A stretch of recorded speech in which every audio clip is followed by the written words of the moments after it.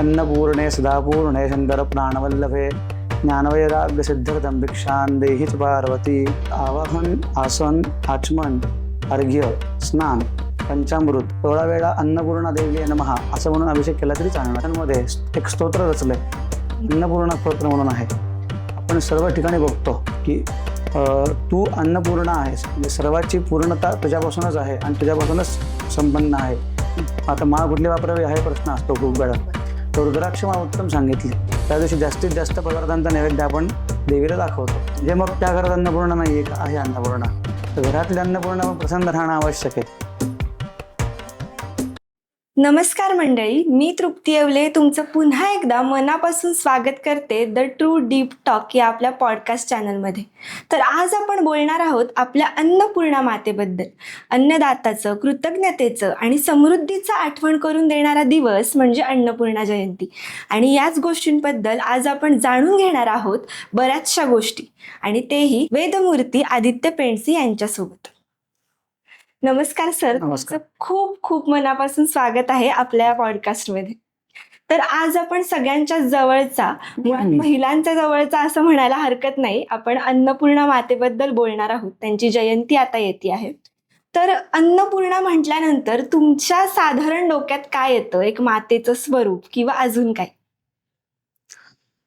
अन्नपूर्णा म्हणलं तर एक अन्नदेवता आपण बघतो, पण त्या व्यतिरिक्त माता, आई, भगिनी, परत ताई म्हणतो आपण। इतर अनेक स्वरूपांमध्ये अन्नपूर्णा बघायला मिळते आपल्याला। जसं म्हणतो का आई, वडील, परत बहीण, मुलगा, हे आपण एक कुटुंब म्हणून बघतो। पण त्या प्रत्येक स्त्रीमध्ये अन्नपूर्णेचं स्वरूप आहे, आणि अन्नपूर्णा कोणतं ती पार्वती स्वरूप, अशा स्वरूपात आपण अन्नपूर्णेला बघतो। अन्नपूर्णा देवींच्या हातात आपण अन्नाची वाटी आणि पळी अशी आपण प्रतीकं बघतो। बरोबर। तर मग ह्या प्रतीकांमागे नक्की काय गूढ रहस्य आहे? रहस्य म्हणता येणार नाही, जसं प्रत्येक देवीचे शस्त्र म्हणतो आपण, प्रत्येक देवीच्या हातातले वेगवेगळ्या प्रकारचे अस्त्र म्हणतो किंवा विविध आयुध म्हणतो आपण। त्या प्रकारात अन्नपूर्णेचं प्रतीक हे उजव्या हातामध्ये पळी आणि डाव्या हातामध्ये वाटी, असं वर्णन आपण बऱ्याच वेळा बघतो। आता ह्यामध्ये उजव्या हातातली जी पळी आहे ती सगळ्या समृद्धतेचं प्रतीक म्हणलं गेलं त्याला शास्त्रामध्ये। जसं पूजनानंतर आपण ते पूजन करतो अन्नपूर्णेचं, तर घरातील समृद्धता वाढावी, घरातील सगळ्या प्रकारचे अन्नदाता ह्या गोष्टीने सगळ्या वाढाव्यात, त्यामुळे आपण अन्नपूर्णेचं पूजन करतो, आणि त्या पळीचं रहस्य ते आहे। आता काही ठिकाणी अन्नपूर्णेची एका हातात पळी आणि एका हातात वाटी असा उल्लेख असतो, काही ठिकाणी फक्त पळी असती, वाटी असते असं नाहीये। तर आता अन्नपूर्णा जयंती येत आहे, तर प्रेक्षकांना तुम्ही काय सांगाल की अन्नपूर्णा जयंतीची पूजा किंवा एकंदर त्यांची पूजा कशी केली पाहिजे? आता ही मूळ पूजा जर आपण बघितली तर ह्या मूळ पूजेचा संदर्भ आपल्याला बघायला मिळतो। सुरुवात कुठं होती? अन्नपूर्णेचा प्रवेश। तो प्रवेश कुठं होतो? तर विवाह संस्कारानंतर। विवाह संस्कार झाल्यानंतर शेवट विवाह संस्कार पूर्ण झाल्यानंतर जेव्हा आपण बाहेर पडतो, कार्यालय असं असेल किंवा घरी असेल, तर ह्यातून बाहेर पडताना गौरीहर पूजन केलं जातं। ते गौरीहर पूजनामध्ये आपण बाळकृष्ण असतो आणि अन्नपूर्णा असते। दोघांचा संदर्भ आणि संबंध पूर्ण वेगवेगळा आहे, दोघांचा संबंध एकत्र नाहीये। गौरीहर पूजन वेगळं सांगितलंय। ते गौरीहर पूजन षोडशोपचार पूजा आपण करतो। त्या विविध प्रकारच्या पूजनाच्या पद्धती आहेत। घरी देवता असेल तर सकाळच्या पूजनासोबत देवघरात जसं पूजन करतो आपण, देवाला पाणी घालून स्वच्छ धुणं, नंतर चंदन अथवा अष्टगंध लावणं, हळद कुंकू, हळदी कुंकू ह्या सगळ्या गोष्टी वाहणं, फुलं वाहणं, हे सर्वसामान्य आपण पूजा सगळीकडे बघतो, आणि सगळ्यांना जमण्यासारखी पूजा आहे। ह्यात वेगळे कुठले मंत्र किंवा अशा गोष्टी नाहीयेत, त्यामुळे सर्वसाधारण सगळ्यांना जमण्यासारखी पूजा आहे। अशा प्रकारे पूजा करावी। षोडशोपचार पूजा बघितली, आवाहन, आसन, आचमन, अर्घ्य, स्नान, पंचामृत अशी सगळी आपली पद्धत सांगितली पूजा षोडशोपचार पूजेची सुरुवात। आणि पंचामृत बऱ्याच ठिकाणी आपण बघतो की एकत्र भांड्यात केलं जातं, पण आपल्या ह्याच्यामध्ये सगळ्याचे प्रत्येक वेगवेगळे मंत्र दिलेले आहेत पंचामृताचे, तर त्या प्रत्येक मंत्र वेगळा म्हणला गेला पाहिजे। बऱ्याच वेळा तसं होत नाही, पंचामृत एका भांड्यात एकत्र दिलं जातं आणि तसंच ते देवीला किंवा भगवंताला अर्पण केलं जातं। तर दूध, दही, तूप, मध, साखर हे सगळं वेगवेगळं सांगितलेलं आहे। प्रत्येक वेगवेगळं अर्पण करायचंय, परत पाणी अर्पण करायचंय आणि परत पुढचं द्रव्य घ्यायचंय, असे ते पंचामृत आपण बघतो। अशा प्रकारातच पूजा व्हायला पाहिजे, तर जास्ती फलदायी आहे। मग ह्यानंतर देवीला अभिषेक करायचा आहे। जसं मगाशी म्हणलं की अभिषेकाला हे स्तोत्र उत्तम सांगितलंय। नित्यानंद करी वराभय करी ह्या स्तोत्राने सुरुवात होती, शंकराचार्यांनी केलेलं। या स्तोत्राने देवीला अभिषेक करावा. अगदी हे जमलं नाही तर अन्नपूर्णे सदापूर्णे हा श्लोक म्हणावा. अगदी हेही नाही जमलं तर 16 वेळा अन्नपूर्णा देवी नमः असं म्हणून अभिषेक केला तरी चालणार आहे. तर हा अभिषेक झाल्यानंतर स्वच्छ धुवून घ्यायचं, देवीला अत्तर लावायचं, स्वच्छ पुसून घ्यायचं, परत आपल्या जागेवर आसनावर ठेवायचं. नंतर प्रतिष्ठापना, परत गंध, पुष्प, धूप, दीप, नैवेद्य अशा सगळ्या प्रकाराने षोडशोपचार पूजा पूर्ण होती.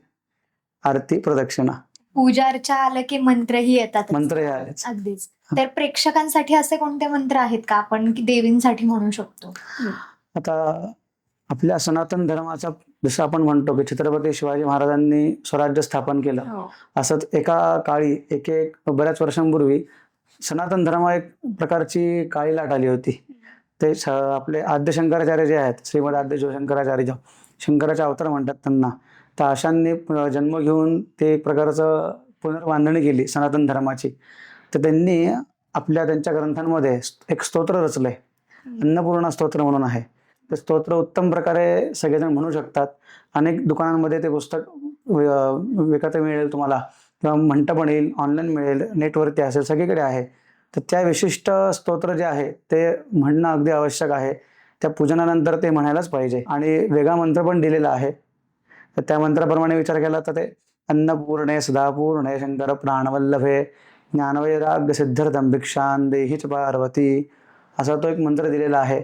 अगदी स्तोत्र नाही जमला तर हा मंत्र तरी अवश्य म्हणावा. गुरुजी, तुम्ही आत्ता जो मंत्र सांगितलात त्याचा अर्थ प्रेक्षकांना समजावून सांगता आला तर? अन्नपूर्णे सदापूर्णे असं त्या श्लोकात आपण आत्ता ऐकलं. अन्नपूर्णे सदापूर्णे शंकर प्राणवल्लभे ज्ञानवैराग्य सिद्ध्यर्थं भिक्षां देहि च पार्वती. आता सुरुवात बघितली तर अन्नपूर्णे सदापूर्णे आपण सर्व ठिकाणी बघतो की तू अन्नपूर्ण आहेस, म्हणजे सर्वाची पूर्णता तुझ्यापासूनच आहे आणि तुझ्यापासूनच संपन्न आहे. आता अन्न म्हणजे काय, तर आपल्या भारतीय अन्नामध्ये सगळ्यात पहिलं अन्न येतं ते म्हणजे तांदूळ, भात. हे सजीव अन्न म्हणलंय त्याला. म्हणजे आपण इतर ठिकाणी सगळीकडे त्याचा वापर बघतो. तो वापर म्हणजे कसा की सर्व पूजेमध्ये स्थापनासाठी आपण तांदळाचा वापर करतो, तर सजीव अन्न म्हणले. इतर सर्व अन्न हे कालांतराने निर्माण होत गेलं, पण मूळ अन्न आपलं तांदूळ आहे. हे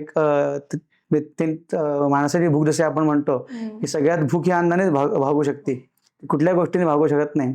आयुष्यामध्ये किती काही कमवलं, किती काही गोष्टी केल्या तरी ते तसं अन्नाने जी भूक भागली जाते ती कशानेच होत नाही. म्हणून त्याला संपूर्ण अन्न म्हणले.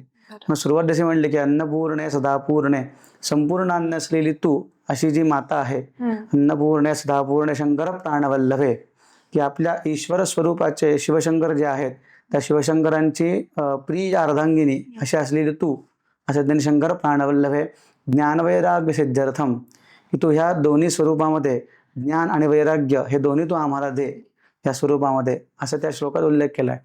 ज्ञानवैराग्य सिद्ध्यर्थम भिक्षां देहि च पार्वती. वरील जे आम्ही म्हणलंय 3 अक्षरांमध्ये, या तिन्ही स्वरूपामध्ये तू आम्हाला हे ज्ञान आणि वैराग्य हे त्या आम्हाला स्वरूपामध्ये तू आम्हाला दे, असं त्यांनी त्या श्लोकात म्हणलेलं आहे. खूप छान अर्थ सांगितला गुरुजी. आपण काही वेळेला बघतो की खूप जण मंत्र जाप करताना माळेचा सुद्धा उपयोग करतात. बरोबर आहे. तर माळेचा जप करावा का मंत्र जाप करताना? आता जप म्हणून म्हणालात तर माळेचा जप उत्तम आहे. आता माळ कुठली वापरावी हा प्रश्न असतो खूप वेळा. तर रुद्राक्ष माळ उत्तम सांगितली. आपण कुठलाही जप जरी केला, इतर देवांचा असेल, कुठल्याही देवाचा असेल, रुद्राक्ष माळ उत्तम सांगितली जपासाठी. आता ह्यातही प्रकार आहेत. वैष्णव संप्रदाय आहे, शैव संप्रदाय आहे, स्मार्त आहे. असा विचार केला तर वैष्णव संप्रदाय म्हणलं तुळशी माळ पण चालणारच आहे. अशा अनेक प्रत्येक पंथाबद्दल प्रत्येक वेगवेगळ्या माळा पण दिलेल्या आहेत. गणपती म्हणलात तर रक्तचंदनाची माळ सांगितली आहे, तसं वैष्णव म्हणलं तर तुळशीची माळ सांगितली. असे विविध माळ्यांचे वर्णन पण आहे. पण उत्तम जप करावा तर रुद्राक्ष माळ सांगितलेली आहे, तर रुद्राक्ष माळेने जप करावा. आता आपण पूजा आणि मंत्र कुठला म्हणावा या सगळ्या गोष्टी तर व्यवस्थित ऐकल्या, पण अन्नपूर्णा देवीची पूजा झाल्यानंतर तिला कोणत्या प्रकारचा नैवेद्य दाखवला जातो याबद्दल तुम्ही काय सांगाल? आपल्याकडे अन्नकूट परंपरा आहे भारतीय सनातन वैदिक परंपरेमध्ये. तर अन्नकूट परंपरा म्हणजे काय, जसं की आपण म्हणतो की गणपतीला मोदक आवडतो, गुळ खोबरं आवडतं गणपतीला, किंवा विशिष्ट आपण लाडू, विविध पदार्थ असं त्याला आपण म्हणतो आवडतं म्हणून. कारण सर्व कला संपन्न असा गणपती आहे. अशा प्रत्येक देवतेबद्दल विशिष्ट पदार्थांची आवड सांगितलेली आहे. अशी अन्नपूर्णेबद्दल विचार केला तर मुळातच ते अन्नपूर्ण आहे. हो. त्यामुळे आपण जास्तीत जास्त पदार्थ ठेवून कसा नैवेद्य दाखवू शकतो हा विचार बघितला जातो. अन्नकूट जर म्हणलं तर आपल्याला अनेक प्रकार बघायला मिळतात. आता भारतामध्ये अनेक प्रकारचे अन्नपूर्णाची मंदिरं आहेत, इतरही मंदिरं आहेत. मग ते अन्नकूट जेव्हा अन्नपूर्णा जयंती म्हणतो आपण किंवा अन्नकूट ज्या दिवशी करतो त्या दिवशी जास्तीत जास्त पदार्थांचा नैवेद्य आपण देवीला दाखवतो. अनेक पदार्थांचा नैवेद्य दाखवणं हाच प्रकार अन्नकूट आहे. विशिष्ट पदार्थ असा उल्लेख नाही हा. ज्यांना अन्नपूर्णा देवींची स्थापना करायची आहे तर त्यांनी कोणत्या प्रकारे केली पाहिजे याबद्दल काय आता ह्या स्थापनेचं मगाशी म्हणलं असं की सुरुवात कुठून होते तर विवाह संस्कार झाल्यानंतर गौरी पूजन सांगितलंय तेव्हा त्या नवीन घरामध्ये अन्नपूर्णेचा प्रवेश होतो. म्हणजे मग त्या घरात अन्नपूर्णा नाहीये का, आहे अन्नपूर्णा. ही त्यांच्या आईकडून आलेली असेल किंवा त्यांच्या सासूकडून आलेली असेल किंवा त्यांच्या आजीकडून आलेली असेल. प्रत्येक घरामध्ये अन्नपूर्णा आहेच आहे, पण त्या गौरी पूजनामध्येच ती प्राणप्रतिष्ठापना केली जाते त्या आलेल्या गुरुजींकडून. मग त्या आलेले गुरुजी प्राणप्रतिष्ठापना करतात, षोडशोपचार पूजा करतात. ती पूजा करून मग ती गौरी आणि म्हणजे अन्नपूर्णा ही त्या मुलीकडे दिली जाते. आता बऱ्याचदा आपण बघतो की अन्नपूर्णा फक्त देऊन पुरेसा आहे का, तर नाहीये. ती अन्नपूर्णा गेल्यानंतर जसं प्रत्येक घरामध्ये अन्नपूर्णा मगाशी म्हणलं की आई हे अन्नपूर्णेचं स्वरूप आहे, बहीण हे अन्नपूर्णेचं स्वरूप आहे किंवा इतरही स्त्रियांचे जे स्वरूप सांगितले अन्नपूर्णा स्वरूप आहे. तर घरातली अन्नपूर्णा पण प्रसन्न राहणं आवश्यक आहे. अन्नपूर्णेची पूजा करून जर घरातली अन्नपूर्णा प्रसन्न नसेल तर त्याला काही तथ्य नाहीये. जसं त्या अन्नपूर्णा पूजनाचं महत्त्व सांगितलंय की घरातील समृद्धता आणि वैभवता वाढावी, सदाबहार राहावी या दृष्टीने घरातली अन्नपूर्णा आनंदी ठेवणं आवश्यक आहे. बहीण असो अथवा आई असो, दोघे आनंदी पाहिजे तरच त्या अन्नपूर्णा पूजनाचे जास्ती फल आहे, सफल होईल. गुरुजी, आता आपण पूजाविषयी बोललो आणि नैवेद्याविषयी बोललो, तर मला एक प्रश्न आहे की भारतातील अशी कोणती मंदिरं आहेत अन्नपूर्णेची, त्याच्याविषयी आम्हाला नक्कीच ऐकायला आवडेल. भारतात तशी प्रसिद्ध मंदिरं 4 येतात. जसं वाराणसीमध्ये सगळ्यात पहिलं मंदिर आहे, तर सुंदर मंदिर आहे. म्हणजे अन्नपूर्णेची जी मूर्ती आहे, पद्मासनात बसलेली मूर्ती, उजव्या हातामध्ये पळी, डाव्या हातामध्ये वाटी, अशी ती अन्नपूर्णेची मूर्ती आहे. खूप सुंदर मूर्ती आहे. लोकांनी अवश्य वेळ काढून जावं. जसं काशी विश्वेश्वराला जातात तसं त्या ह्याच्याप्रमाणे अन्नपूर्णेचं मंदिर पण आहे, अवश्य दर्शन घ्यावं. दुसरं मंदिर येतं म्हणजे होरनाडू कर्नाटकमध्ये, जे दक्षिण भारतामध्ये प्रसिद्ध असलेलं अन्नपूर्णाचं मंदिर आहे. तिसरं संस्थान येतं ते इंदोरमध्ये, तिथे एक अन्नपूर्णा मंदिर आहे. तिथल्या मंदिराचं वैशिष्ट्य म्हणजे त्या मंदिरात दर्शनाला गेल्यानंतर महाकाली, महालक्ष्मी, महासरस्वती तिन्ही स्वरूपांचा दर्शन घेण्याचं पुण्य मिळतं, असं ओळख निर्माण आहे. चौथं मंदिर येतं म्हणजे कन्नौजमध्ये. त्या कन्नौजमधील मंदिर सुद्धा अप्रतिम सुंदर आहे. तिथं सुद्धा लोकांनी अवश्य दर्शनाला जावं. ही भारतातील अशी 4 मंदिरं प्रसिद्ध आहेत. ह्या इंदौरचं मंदिर जे सांगितलं ते 18व्या शतकातलं मंदिर आहे. आपल्या थोरले बाजीराव पेशवे जे आहेत त्यांनी ते मंदिर पुनर्बांधणी केलं, असा त्या सगळ्याचा इतिहास आहे. तर बऱ्याच लोकांना मंत्राचा जप कधी करावा या बाबतीत म्हणजे त्यांचं शंका आहे. बरोबर. तर मग मंत्राचा जप कधी केला पाहिजे, त्यासाठी काही ठराविक वेळ आहे का? आता अन्नपूर्ण सदापूर्ण शंकर प्राणवल्लभे ज्ञानवैराग्य सिद्धार्थम भिक्षांदे हेच पार्वती हा मंत्र आहे. आता सगळ्यांना हा मंत्र जमेल असं नाहीये. काही जणांना अवघड जातं म्हणायला किंवा वाचायला अवघड जातं. ज्यांना शक्य त्यांनी हा मंत्राचा जप करावा. नसेल शक्य अन्नपूर्णा देव्ये नमः असं जप केला तरी चालणार आहे. आता हे दोन्ही मंत्र कधी करावे तर जास्तीत जास्त आपल्या घरातील स्त्री, आई असेल, बहीण असेल किंवा इतरही कोणी व्यक्ती असेल तर त्यांनी स्वयंपाक करतानाही हा जप करावा. याचं मुख्य कारण ते आहे की तो जप करताना जो स्वयंपाक होतो त्यावर एक प्रकारचा विशेष संस्कार होतात. एक प्रकारचे पोषक संस्कार त्यावरती होतात, जे की आपल्या अन्नाद्वारे पोटामध्ये जातात. आता संस्कारयुक्त अन्न खाल्ल्याने कसा परिणाम होतो हे आपण सगळे अनुभवतोय किंवा अनुभवायला पाहिजे प्रत्येकाने. तर अशा स्वरूपामध्ये अन्नपूर्णा देव्ये नमः किंवा हा श्लोक म्हणून तो स्वयंपाक व्हायला पाहिजे. आता आपण बाहेर बऱ्याच ठिकाणी बघतो की चप्पल घालून खाल्लं जातं, पादत्राणे घालून खाल्लं जातं किंवा चप्पल घालून वाढलं पण जातं. आता ट्रेंड जरी किती असला तरी मूळ परंपरा विसरता कामा नाहीये. तर एक तर चप्पल घालून खाल्लं नाही पाहिजे. परत ते म्हणताना जसं म्हणतो भोजनाआधी हा श्लोक म्हणून जेवायला बसला पाहिजे. वदनिक वळ घेता नाम घ्या श्री हरीचे सहजवन होते नाम घेता भुगाचे, हा श्लोक आपण म्हणतोच रामदास स्वामींनी सांगितल्याप्रमाणे. पण हा श्लोक पहिले सांगितलाय अन्नपूर्णे सदापूर्णे शंकर प्राणवल्लभे ज्ञानवैराग्य सिद्धार्थम भिक्षां देहीच पार्वती व वदनिक वळ घेता नाम घ्या श्री हरीचे सहजवन होते नाम घेता भुगाचे जीवन करी वित्वा अन्न हे पूर्ण ब्रह्म उदर भरण नो हे जाणजे यज्ञ कर्म. अशा ह्या 2 श्लोकामध्ये सांगितले जेवणाच्या आधी म्हणायला, की मी जे अन्न घेतोय हे तुझ्या कृपेनेच घेतोय, मी जे अन्न ग्रहण करणार आहे हे तुझ्या कृपेनेच होणार आहे आणि अन्नापासून माझ्या शरीरामध्ये जो संस्कार होणार आहे तोही तुझ्या कृपेनेच होणार आहे. तर अशा तुझ्या स्मरणाने मी हे अन्न ग्रहण करतोय, असं त्या दोन्ही श्लोकांचा अर्थ आहे. तर बाहेर जसं म्हणलं तुम्हाला की हा बदल होणं आवश्यक आहे. चप्पल घालून वाढणं, चप्पल घालून खाणं, अशा अनेक प्रकारचे आपण बाहेर गोष्टी बघतो. बरोबर. आता ते कितपत कुठेतरी कमी झालं कमी पाहिजे. कमी झालं पाहिजे किंवा संस्कार बंदच केलं पाहिजे. किंवा त्यांनी स्वीकारायला तरी पाहिजे, असे सगळे बघतो बरं का आपण. आपल्या पॉडकास्टमुळे निदान लोकांपर्यंत एवढं पोहोचेल. पोहोचलं नक्की तरी नक्की खूप आहे. नक्की नक्कीच बरोबर आहे. आणि जसं म्हणलं ना की आत्ताचा तुमची तरुण पिढी हे सगळं उभं करते, पॉडकास्ट ठरवते, पुढे नेते, खरंच महत्त्वाची गोष्ट आहे, अभिमानास्पद गोष्ट आहे. प्रत्येकाने असं पाऊल उचललं एक सनातन धर्माला वेगळा मार्ग निघेल. बरोबर. दुसरं कारण असं आहे की जसं आपण म्हणतो की सोंदराने कान टोचावे, तसा हा प्रकार आहे की प्रत्येक ठिकाणी किती गुरुची कामे येणार आहेत आणि प्रत्येक ठिकाणी किती मार्गदर्शक कामाला येणार आहेत. आपल्याकडे आपण सगळी संत परंपरा बघतो.